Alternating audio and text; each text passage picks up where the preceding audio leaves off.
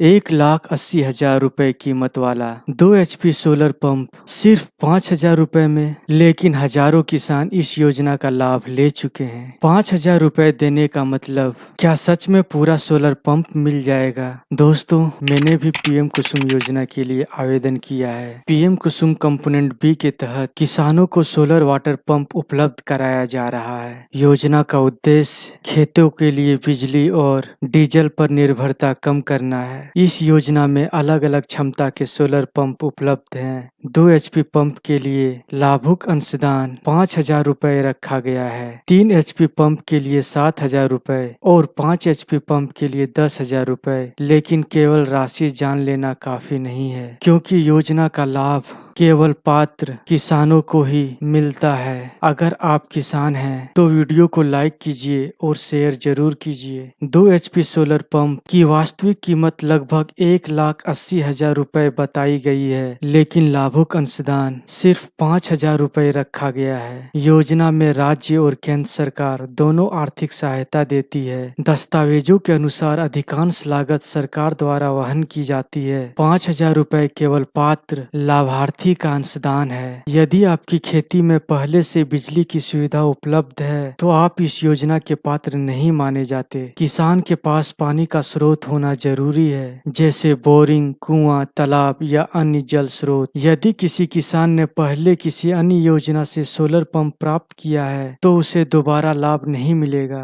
एक किसान परिवार को एक से अधिक सोलर पंप नहीं दिया जा सकता। आवेदन ऑनलाइन पोर्टल के माध्यम से किया जा सकता है। ऑनलाइन आवेदन के समय आवश्यक दस्तावेज जमा करने होते हैं। सबसे पहले पते के प्रमाण के तौर पर आधार कार्ड, वोटर ID या राशन कार्ड में से किसी एक दस्तावेज को ऑनलाइन अपलोड करना होगा। यह फाइल JPG, JPEG या PDF फॉर्मेट में होनी चाहिए और इसका अधिकतम आकार 300 KB होना चाहिए। इसके बाद भूमि लगान रसीद को JPG, JPEG या PDF फॉर्मेट में ऑनलाइन अपलोड करना होगा। ध्यान रखें कि फाइल का अधिकतम आकार 300 KB से अधिक नहीं होना चाहिए। इसके बाद लाभार्थी के हस्ताक्षर या अंगूठे के निशान को JPG, JPEG या PDF फॉर्मेट में ऑनलाइन जमा करना होगा। इस फाइल का अधिकतम आकार भी 300 KB निर्धारित किया गया है। अंत में जल स्रोत के साथ आवेदक की एक स्पष्ट फोटो अपलोड करनी होगी। यह फोटो JPG या JPEG फॉर्मेट में होनी चाहिए और इसका अधिकतम आकार 5 MB तक हो सकता है।